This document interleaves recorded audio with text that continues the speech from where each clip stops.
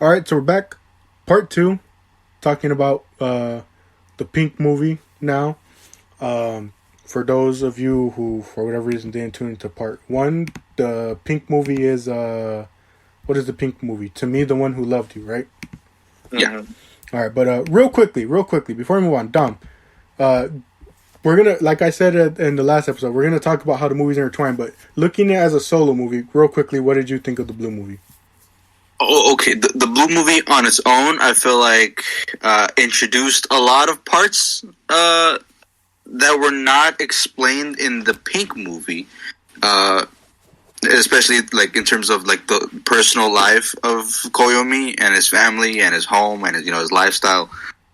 That the Pink one doesn't explain at all, like at all, and I feel like you would be initially confused seeing how the events first play out, watching the Blue movie, because we first began seeing an older Koyomi, taking the stroll out, and then just seeing off Kazune while he goes off to the street, to the undisclosed location that he has no idea where he's going.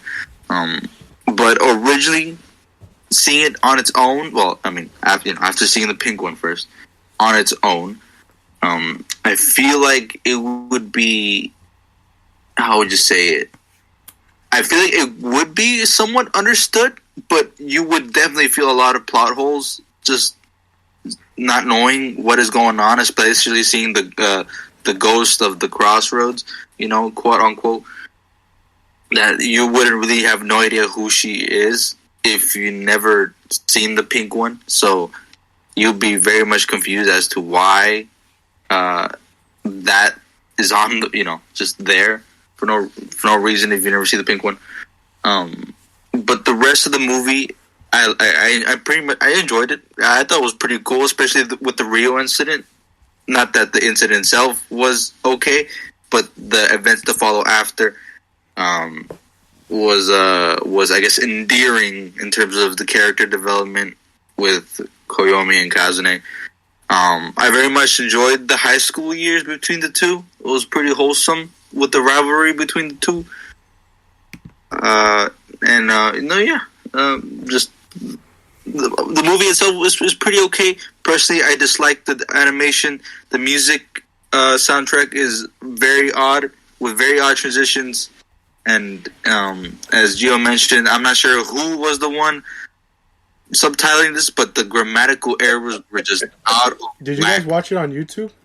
I watched it on YouTube. That's probably why. The ones on Crunchyroll, well, seeing as it's Crunchyroll, they had a lot better. But yeah, I went back to watch it on YouTube. I think it was the day after, because I wanted to rewatch a certain scene to see if I remembered it correctly. And yeah, I saw the grammatical errors, and I was like, "What the heck? This doesn't seem anywhere close to what I remember seeing when I was watching it on Crunchyroll." Yeah, so if anyone wants to watch the movie for free, it's on YouTube. But the subtitles just aren't the best, You'll get the gist of the story, but yeah, it'll just it'll be really bad. But if you don't really care about it, it's there. Both movies, surprisingly, no ads. I think. Oh yeah, that was the surprising part. Yeah, well, actually, I don't know. I watched it on my laptop, and I have ad blocker on my laptop, so. Yeah, same. But so, real quickly, just so it's not to make it seem like one movie was more interesting or not, but just so that we have enough time, because there's a lot of stuff to talk about, especially in terms of how the movies play into each other, which Dom was subtly touching on right now. The Pink movie, I'm going to try and quickly summarize this as best I can while trying to hit on all the sort of plot points. But again, like how Gio said in the first episode with the Blue one, it's real confusing to explain a lot of stuff, especially because of the terminology. And at the end of the day, when it comes to these reviews, we're not trying to be super detailed. We're basically just trying to give you the gist of it and essentially telling you should watch it on your own if you want the full experience and plot and explanation, I think that makes sense to say, if you still are confused by the end of these episodes, though, like Dominic said, the movies are there for free for you to watch, or if you have Crunchyroll, they're both on there. But so basically, the Pink movie, I don't remember how it starts off, but basically the Pink movie, as we mentioned in the first episode, or I don't know if we mentioned in the first episode, but the Pink movie is seeing the timeline where he chose to live with his father instead of his mother. And so he spends a lot of time, yes, while at school, but also he spends a lot of time in the institute with his father. So he kind of comes to learn a lot about like the reality shifting and stuff. But also similarly to the Blue movie, we also come to learn that like, just as in this movie, he sort of has like already this like innate ability of like understanding stuff already, you know. So like, while he spends time at this institute, he kind of like, you kind of already pick up like he's very smart and all that. I'm trying to remember, because there's something I want to mention about this movie, but I gotta wait till like the end to mention it. But so yeah, we this is the timeline where he goes to live with his father, and later on they come to learn the news that the grandpa, or no, not the grandpa, the grandpa's dog passed away. And, you know, he goes to visit them, you know, and the grandpa shows him that the dog is buried in the back, you know, and the kid is obviously very sad because this was a dog that, like, you know, was there for, I forget how young he is at the time, but, you know, he obviously had a connection with the dog, and him and the grandpa are very sad about it. And, you know, he's in one of the rooms, like, at the institute, and there's, like, a picture, I don't know if it's a picture of the exact dog or it's just a dog, and he's, like, sad about it. And we see this girl come in. And if you watch the Blue movie first, you're like, oh, we recognize this girl. She was the one that opened the pod for him in the Blue movie. But so she goes up to him. She's like basically she tells him, like, why are you crying? And he's like, you know, I miss my dog. You know, she passed away. My grandpa's dog passed away and all this. And so she basically like tells him, like, do you want to go to a reality where the dog is still alive?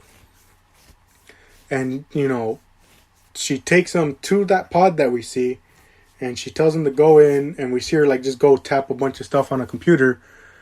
And that's when we see him shift to the reality where we saw Kazane in the Blue movie got shifted, where the dog, I forget the dog's name, starts to run away, and so like he has to chase after it, and he gets back home, and that's when he realized the grandpa is dead.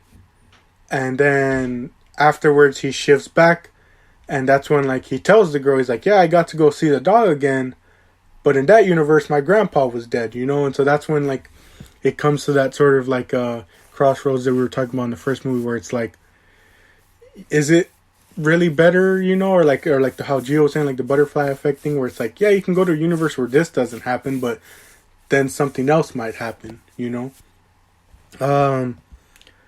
After this, I'm trying to remember what happens. Oh, they both try to shift, because wasn't it that the girl that he meets, I forget her name, but isn't it also like that, like her parents divorced or something like that? You guys remember? Yeah, so what was her again? Did she want to go to a reality where her parents didn't divorce? I believe it was where they wanted to go get married, I think. Well, no, that comes later because of something like that I'm gonna mention, but I don't remember, but I don't remember.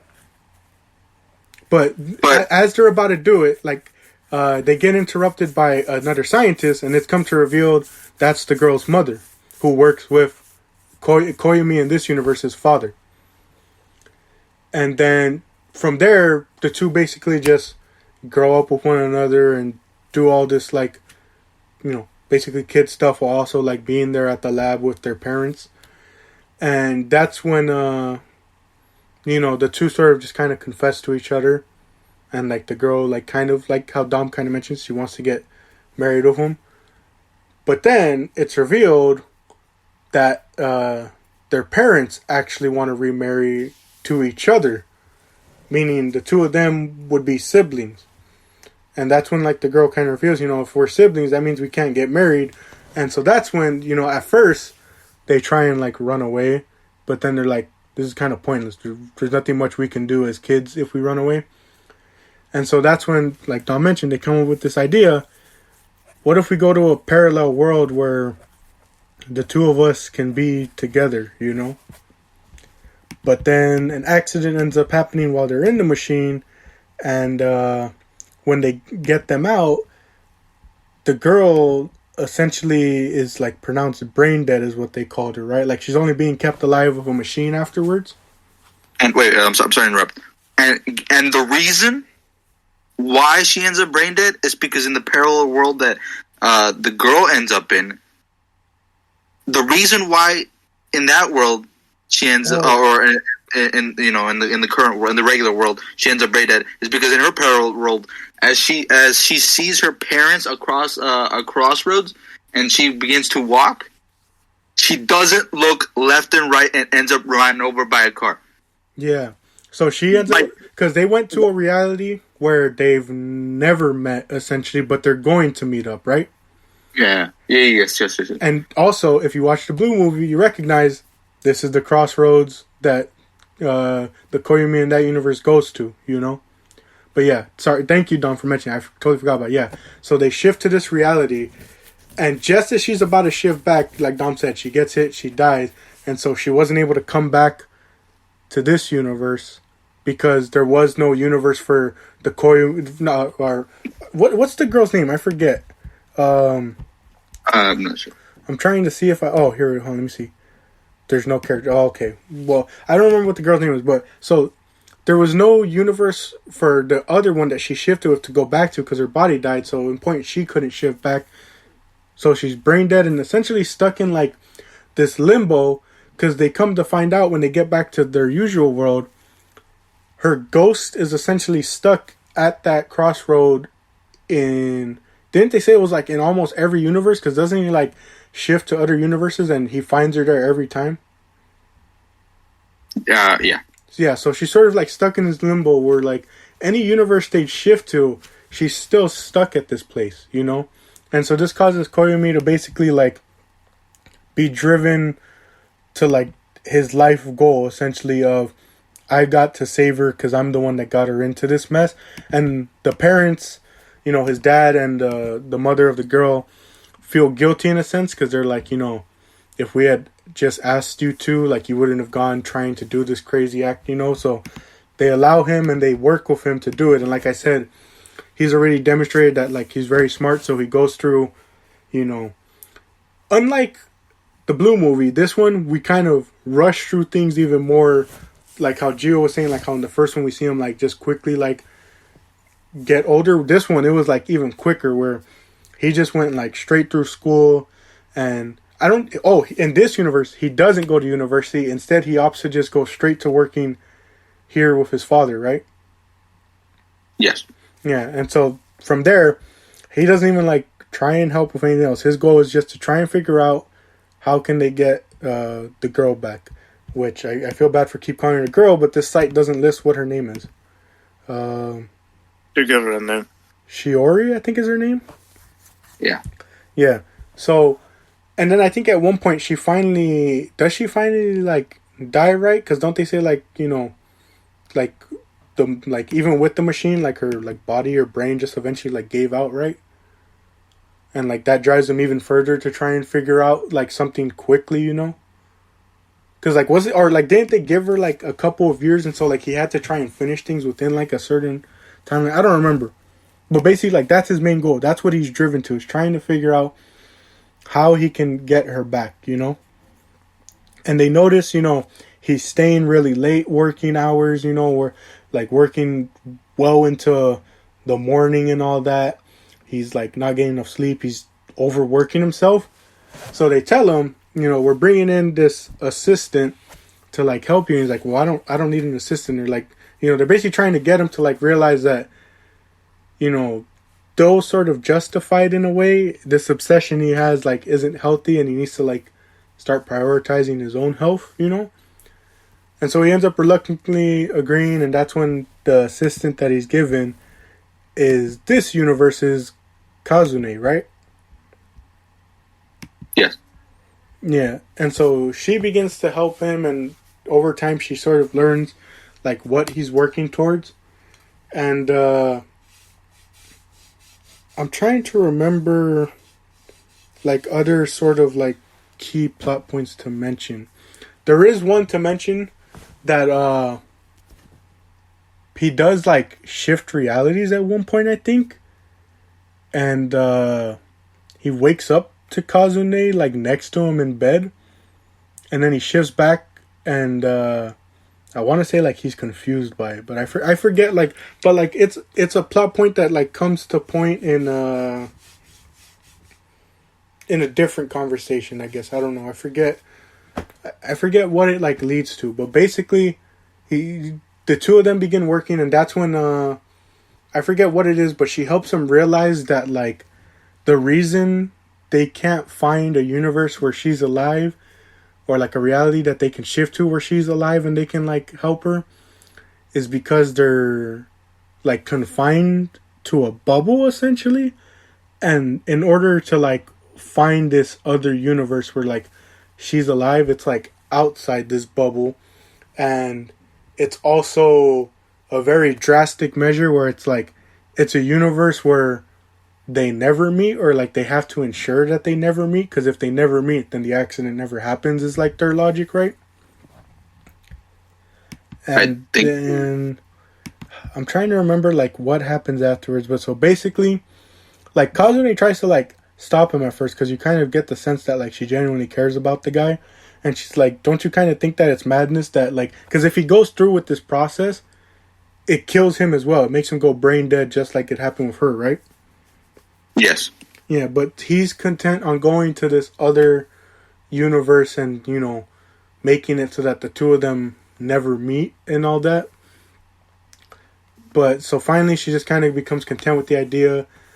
And if I remember correctly, they have to like work on it after hours, because like it like isn't government sanctioned in a way, I guess, I think is what they mentioned. Because like you see them working at it like late at night, you know, and like having to like go into the lab like late at night when there's no other like supervisors essentially. Yeah, I think they call it a misappropriation of funds or something like that. And so I don't know, I'm kind of struggling to remember the ending here, and if there was any points that they showed the other timeline, like from the Blue movie. But that's when we sort of learn about the shifting that occurs where, you know, oh, wait, I remember. So he goes back to see her one last time at that intersection. You see him like placing flowers, and that's when he tells Shiori about his plan, that like we're going to go to a universe where we never meet and you're going to be able to live your life, you know. And that's when it's kind of like revealed that like, though obviously like he loved his girl, like his true intention was never to bring her back so that like the two of them could like fall in love. It was like, it's kind of sort of revealed that like his guilt with the whole situation was that she never got to experience life like how he did, you know, like she never got to grow up and all that. And so he's like, I'm gonna send you to another universe where you can grow up, we never meet, and you'll be able to find love, grow old and all that, you know. And at first she's kind of upset about it, and she's telling him it's not worth it. And so that's when he makes her a promise that on this day, like, I don't know, like 50, 60 years in the future, we're going to come meet at this intersection and all that, you know. And that's when Kazune does the shift to the blue timeline's Kazune, and puts and like writes to her that reality self and lets her know about all this and what the guy's plan is. And that's when she lets him know, input this date into your reality's Koyumi so that he can go meet her at this intersection like the two of them promised. And so they go through with it. And I can't remember, I don't know, was this a plot line? Because again, the whole thing was confusing, the terminology was confusing. But does that Koyumi, it's like conscience and like, or not necessarily memories, but like, does it fuse with the blue one, or does he just become brain dead? Like, I can't remember. Like, I can't remember if like he shifts himself into the body or not. I think they shift. No, I think it fuses into, like, they fuse together, right? Like, I think that's something they mention. And we teleport, or I guess we time shift into the blue timeline now movie.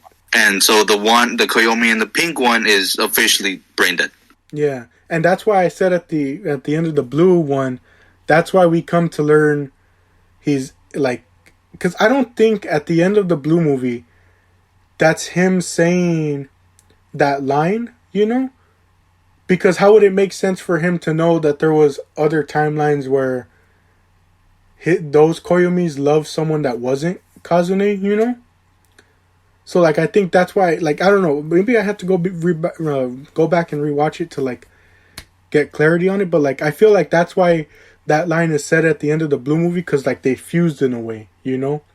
And so that's why he says, you know, to every me that loves someone else, thank you, because in all these other realities, I was able to love Kazune.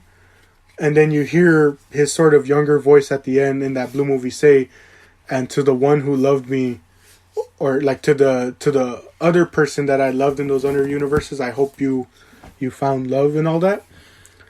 And that's when at the end of the Pink movie we see his younger self meet up with Shiori, the younger Shiori, and they're sort of like, I don't know like what it's supposed to symbolize, whether it's supposed to symbolize like an afterlife, heaven, or just like a void, but the two of them are together now as their younger selves.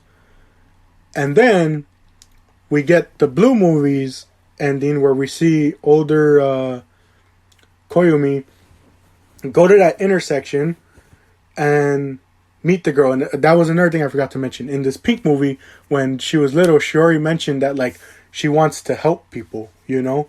And that the one thing she wants to do is help someone. And if they ask for her name, say like, you know, my name's not important. And that ties into the blue movie, because older Koyomi meets this older lady who helps him and tells him, oh, my name's not important. You know, when she helps him out by getting him his medicine to, I don't know, I guess he was having like some heart problem, like a stroke or something. I don't know, who knows. But he takes the medicine, and it's basically to tie the two movies together. That is that universe's or that reality's Shiori, where she got to grow up, where the two of them didn't meet. She got to grow up, presumably found another lover and all that, you know.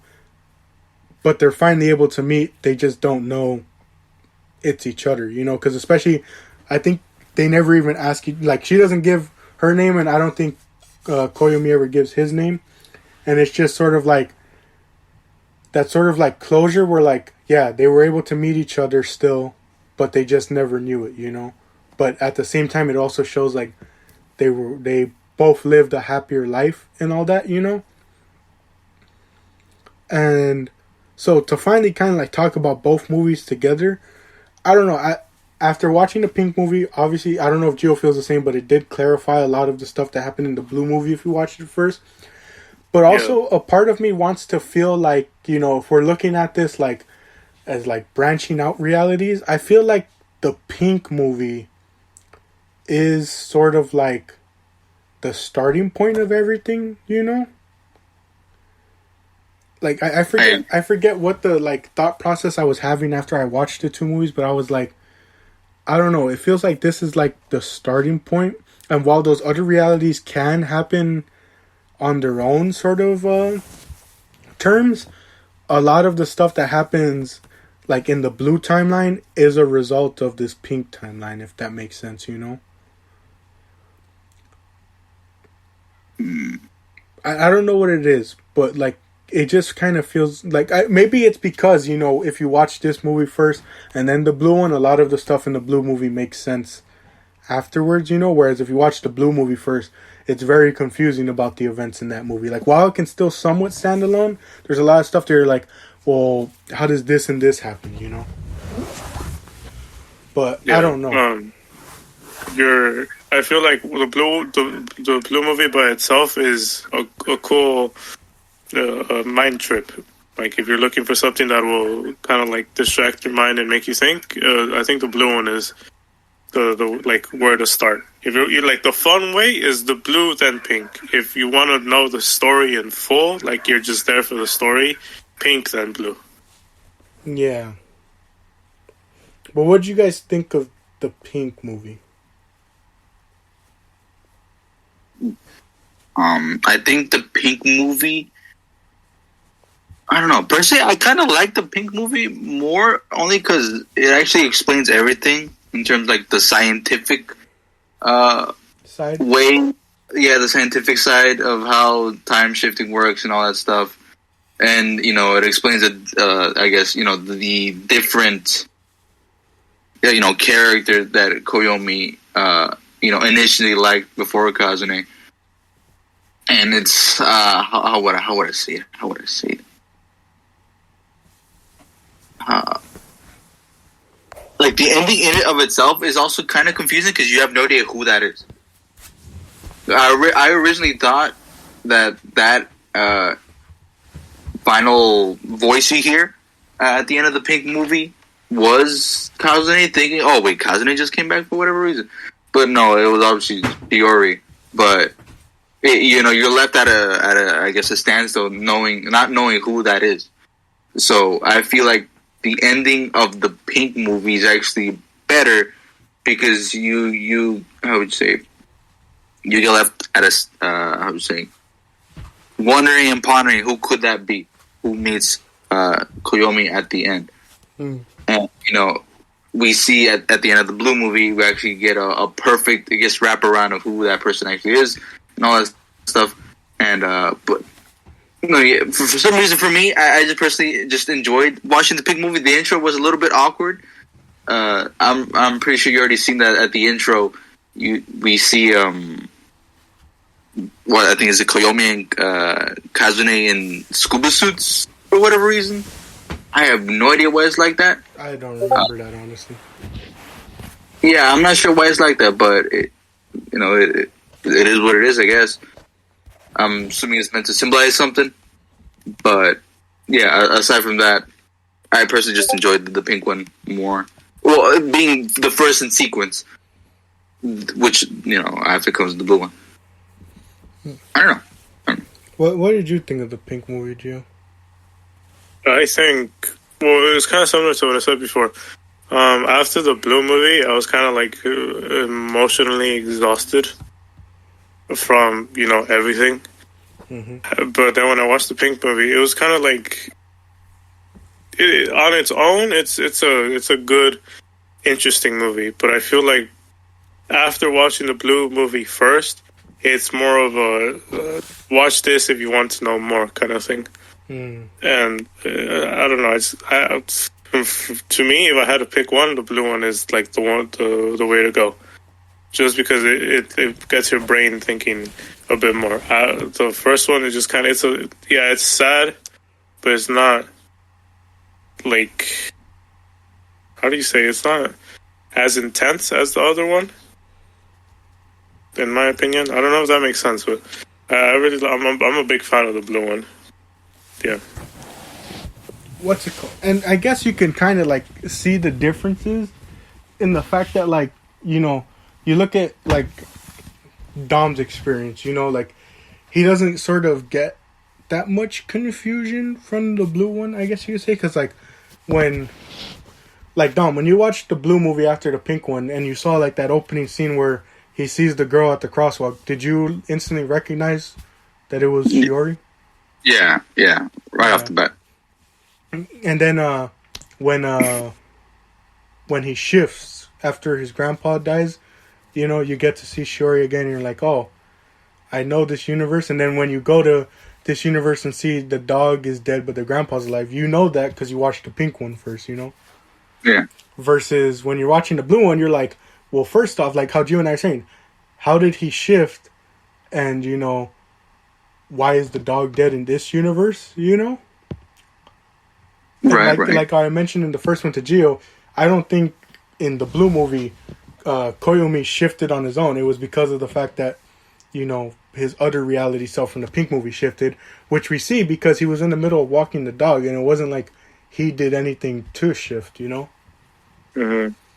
But yeah, it is definitely an experience to see just how different things are when you watch them in different orders.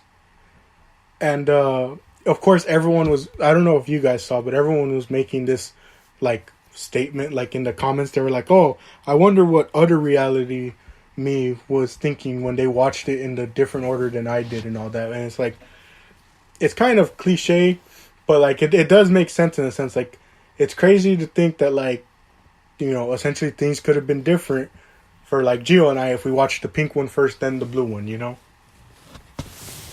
Like it is sort of a twist on that. That like depending on what way you watch it, you get a different experience out of it, and I think that's what makes sort of like the concept of the movie cool in a sense. And it also sucks in a way, because though you can watch it in the order right after, like let's say you watch the blue one first and then the pink one, yeah, you can watch the pink one then the blue one, but the experience isn't going to be the same because you know what happens in both movies. Like kind of like how Gio was saying, like if you want to say the quote unquote correct way is to watch the pink then the blue, like Gio said, the fun way is to watch the blue one first, because it has a different experience to it, where it's like you get all this sort of like confusion and just sort of like there's almost more intrigue to it in a sense in watching it and not knowing what's going on a lot of the time, but still being able to somewhat understand what's going on. Yeah, because throughout the blue movie, you see you're like you're introduced to a bunch of stuff that you have no idea how it relates to the story. Because you think if you watch, like, if an outsider or a person who doesn't know that these two movies are meant to be watched in a certain way, or that there even is a second movie. If you watch the blue one, you watch it, but you're trying to connect everything to the story of the blue one. So at the beginning, when you see the little boy come out of the pod, and then there's the girl, you're like, who is that girl? Okay, how does this relate? How is the story going to tie back to this? So then you continue watching it, and then you see when Kazune is reading the letter about the whole explanation of what's happening, you're like, where are these characters coming from? Like, why was this not talked about at all during the movie? So it's like there's more questions than answers, but in the pink one, there's answers to the questions, and then just a little bit more. Yeah. Overall, though, how would you guys rate the overall experience in both movies? I would give it a high, like somewhere between 9 to 10. I would give it, I think, a solid 8. It was slightly confusing at some parts, but a good 8. I like. It was pretty good. I think I'd give that, like, the experience somewhere between an 8 or a 9. It was real good. I don't know. Maybe it's because, it's like this whole thing of, like, depending on which movie you watch first, maybe that's the one you end up liking more. But I really liked the blue one a lot. I did like the pink one too, especially because of how much it answered questions. But I don't know. I just liked a lot of what blue had to offer, but I also liked a lot of the sort of like talking points that like the pink movie also like sort of brings up to like discuss. Mm-hmm. Because like the one thing that I sort of got from like the pink movie and sort of like a real reassuring way is that I don't know, like, if maybe like I said, like, I don't know if this is like a plot point that like I'm misinterpreting and all that, but like it almost felt like again, like the titles make sense of this movie, and again the ending line of the blue movie makes sense, but like even in this pink reality where Shiori ends up like dying, and like Koyomi is driven to like find a way to bring her back or get her to, like how we said, like a universe where she can live her life. In the background, even though like Kazune in the pink movie is more of like a secondary character rather than where in the blue movie she was like the female lead to Koyomi, it still felt like, despite being like in the background, it still really felt like what's it called? That her and Koyomi were meant to be, because you saw even in this universe, she had a genuine care for him, and as she comes to mention, like just like in the Blue movie, she took notice of him, especially because in this universe he did give the speech, right? In the Pink universe, he does give the opening speech for his school, and she even mentions that she was annoyed with him in the fact that he decided to skip college and all that, you know. So like it shows that like, and like she was willing to be there and help him through all of this, even when like it obviously hurt her when, you know, because she was saying like, you know, like she was the one that was like trying to get him to realize that it was kind of crazy to sacrifice his own life, but at the end of the day she still went through with it and supported him, and you know was the one that helped him do it in the end. And she was still the one to reality shift and let the other Kazune know to let their reality's Koyomi know, so that he can go meet up with Shiori, so that they still meet in a way. So it's like it kind of gave that sort of like, I don't know, like to me it kind of just showed that like no matter what universe the two of them were supposed to be together, you know, and in a sense you get the feeling that like in a sense if the Pink universe wasn't so obsessed with this idea of bringing Shiori back, which again, you know, he's justified in doing it, he still feels like that guilt, you know, but like you almost get the sense that like if he found a healthy way in a sense to like not I don't want to be mean and say like get over it, but you know, like if he found like a healthy way to like cope with the loss and all that, it's like you get the feeling that he would have like realized and been more open to the idea of being with Kazune. But I don't know, again, that could just be me misinterpreting it, but that was like something I got from like the Pink movie, was that like he was always like Kazune was always like meant for him in a way, and that was like sort of solidified by like that scene where like he like shifted for a second and like saw another reality where he was with Kazune. But I don't know. That's just sort of the vibe I got from like the movie, was that like I don't know, like because again that's kind of like what the Blue sort of movie alludes to, is that, you know, he was able to love Kazune in all these universes because of that sacrifice, you know. And even then, in that universe where that sacrifice happened, it's like he still could have easily loved Kazune in that universe as well, you know. Oh my god! Gio, I'm so sorry, dude. I'm so sorry, but we just scored a banger. I apologize. I'm sorry. Check that. This man jump scared the whole audience, bro. No, what do you think though, Dom? Like in terms of like what were your sort of main takeaways from either both movies or either movies? Now that you brought up the fact that he could have just, you know, if you were to take the time to just simply put, how would you say it? Get over it. I know. Like, you said just to properly, you know. Yeah, but the fact that he's been doing that over, I think, for over like 60 years. I think he mentions. Yeah. His last time meeting Shiori, and I feel like he could have just definitely just gotten over it and just live his life throughout. Sure, there will be a burden, but for 60 years, and you especially like the thing that like comes to mind, like in addition to that, is like it even seems like at a point the parents like they didn't give up, but they kind of became content and moved on, you know, because you sort of soon like see throughout the Pink movie it's only him working on it, you know? Yeah. Like they in a sense they moved on because they realized that the world still needed them to develop other stuff, which is why I think they bring up that thing about the funds, you know? Like they're not being funded to work on this. They have other stuff that the government needs them to work on, you know? Yeah.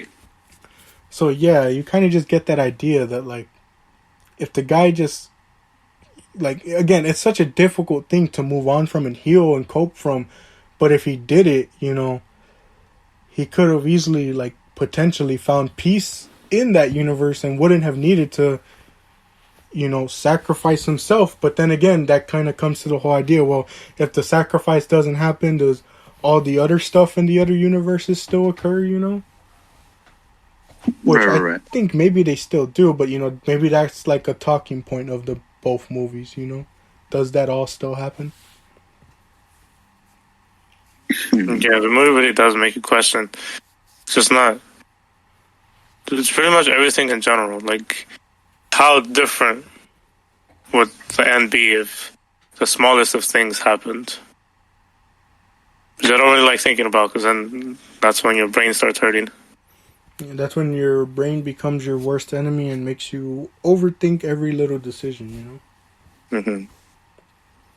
But yeah, Do you think it really does happen like that though? Even like not in their reality, in our reality, as we know it. Do you think that when we decide to do, I don't know, when we decided instead of picking up a blue pen, we get the red one? Do you think that really will affect our life in such a severe way? I mean, I think there's certain decisions that will obviously impact things, but No, 100%. But I think one thing that the movie really does a good job of solidifying in a way is that everything sort of happens for a reason, even if we don't understand the reasoning behind it all, Like I don't know, there's cases for both sides that in a sense, when it, let's say the decision of choosing which parents, you can sort of see I guess if you want to say the goods and bads of each decision, or that it things happen for a reason in each reality that the decision was made, I don't know. I don't know, but that's sort of my thinking is when looking at these two movies, maybe it's just sort of the feeling that I get from it, but it makes me feel content in that idea that kind of like how we were saying at the end of the first episode, Gio, you're kind of glad this sort of reality shifting and doing this and that from these movies doesn't exist, because it would open too much sort of curiosity in a way of well, what would happen in a universe where I did this instead of this, whereas you're just sort of content with the idea now that things are happening because they're supposed to happen, and that's sort of the logic you just have to be happy with, in a sense, I have a question. Let's see. Well, I have two questions really. One, the one most related to what we're just talking about is, let's say this does exist. Let's say tomorrow we wake up, this technology is at full potential, at its peak. Do you think, because you see how there's this whole discussion of there's main characters and then there's NPCs. How much do you think this would affect every single person on Earth, or only the people that have things to lose or gain? I don't know. I guess it depends on how you look at it, because I don't know, because I mean, as much as you want to say main characters and NPCs, I still choose to sort of look at things I don't know if this is the correct analogy, but an ecosystem in a way where everything sort of plays a part even if you don't notice it, Mm-hmm. Even the tiniest of insects that we get annoyed at and are man, what purpose do you even serve? It's some of them serve a purpose, even if it's just being food to another more important quote unquote animal, or insect, whatever. It's it still serves its purpose in the world, which kind of ties into what I'm saying, where it's you just kind of feel content with every decision that happens, because it's it happens for a reason, and it makes what happens in your own world and the world as a greater whole spin, turn, whatever,